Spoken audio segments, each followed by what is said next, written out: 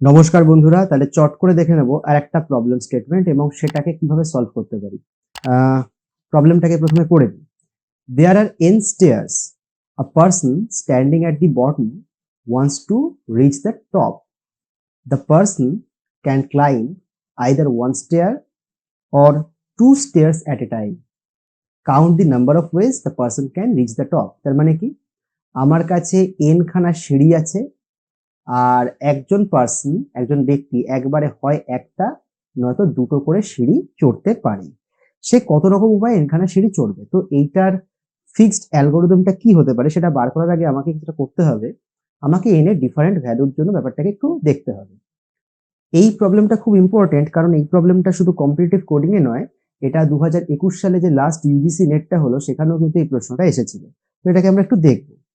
এর ভ্যালু যদি 1 হয় তাহলে কি হতে পারে, যে ব্যক্তি নিচে আছে সে একবারই উঠবে, আর তো কোনো অপশন নেই, তাহলে তার ওঠার করকম উপায় একরকমই উপায়। কিন্তু এন এর ভ্যালু যদি 2 হয় তাহলে কি হতে পারে, সে প্রথমবারে একটা সিঁড়ি চড়বে, তারপরে বারে সে একটা সিঁড়ি চড়বে, এটা হতে পারে। অথবা সে একবারই দুটো সিঁড়ি চড়তে পারে, এটাও হতে পারে। তাহলে n ইকুয়াল টু 2 হলে সে দু রকম ভাবে সিঁড়ি চড়তে পারে।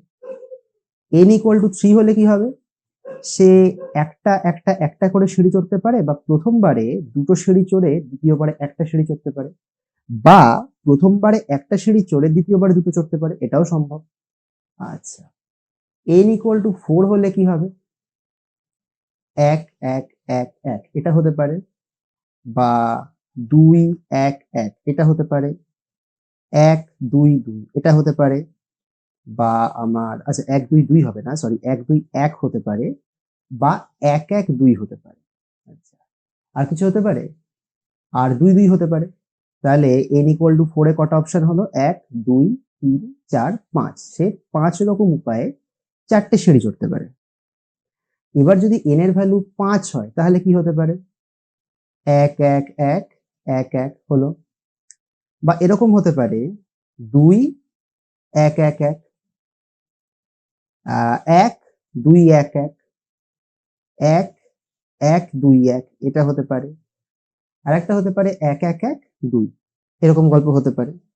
আর কি হতে পারে, 2 2 1 হতে পারে, 2 1 2 হতে পারে, 2 আচ্ছা 2 1 2 হয়ে গেছে, 2 2 1 হয়ে গেছে, তাহলে 1 2 2 হতে পারে, এরকম ভাবে চড়তে পারে। আচ্ছা, তাহলে আর তো আর অপশন পাওয়া যাচ্ছে না, তাহলে কি হতে পারে, কত রকম উপায়, 1 2 3 4 5 6 7 8, তাহলে n ইকুয়াল টু 5 হলে সে 8 রকম উপায়ে চড়তে পারে। তাহলে কি দাঁড়াচ্ছে জিনিসটা, n ইকুয়াল টু 1 হলে সে এক রকম উপায়ে চড়তে পারে, n ইকুয়াল টু 2 হলে সে দু রকম উপায়ে চড়তে পারে, n ইকুয়াল টু 3 হলে তার অপশন হচ্ছে 3 রকম, n ইকুয়াল টু 4 হলে 5 রকম, আর n ইকুয়াল টু 5 হলে 8 রকম। এই যে সিকোয়েন্সটা দেখতে পাচ্ছি, এই সিকোয়েন্সটা কিন্তু আমাদের খুব পরিচিত সিকোয়েন্স। এই সিকোয়েন্সটার নাম হচ্ছে ফিবোনাকি সিরিজ।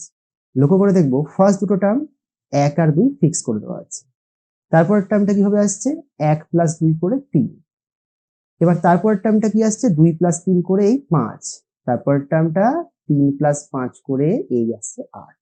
তাহলে এইভাবে জিনিসটা কিন্তু আমার তৈরি হচ্ছে। তাহলে ফিবোনাকি সিরিজ বলতে এখানে ফিবোনাকি সিরিজের ফার্স্ট দুটো টার্ম ফিক্স করে দিয়েছি, যেটা হচ্ছে 1 আর 2, বাকিগুলো এইভাবে একটা একটা করে এভাবে অ্যাড করে করে আগের দুটো টার্মকে অ্যাড করে করে আসছে। এইভাবে আমি nth ফিবোনাকি টার্মটাকে বার করলেই জানতে পারবো যে সে n খানা সিঁড়ি কত রকম উপায়ে চড়তে পারে। এই প্রবলেমটা যদি তোমরা ভালোভাবে বুঝে থাকো তাহলে আমি সবাইকে অনুরোধ করব এই চ্যানেলটাকে লাইক শেয়ার সাবস্ক্রাইব করতে, আর যাতে আমরা আরো উৎসাহিত হতে পারি। আর অবশ্যই বেল আইকন প্রেস করো যাতে এর আগামী কোনো কন্টেন্ট তোমাদের কাছে পৌঁছে যায়, খুব তাড়াতাড়ি তোমরা নোটিফিকেশন পেয়ে যাও। আর এই প্রবলেমের ঠিক পরের ভিডিওটাতেই আমরা এর জন্য যে অ্যালগোরিদম ফর্মুলেশনটা করতে হবে আর কোডিং করতে হবে সেটা আমরা করব। ততক্ষণের জন্য গুড বাই।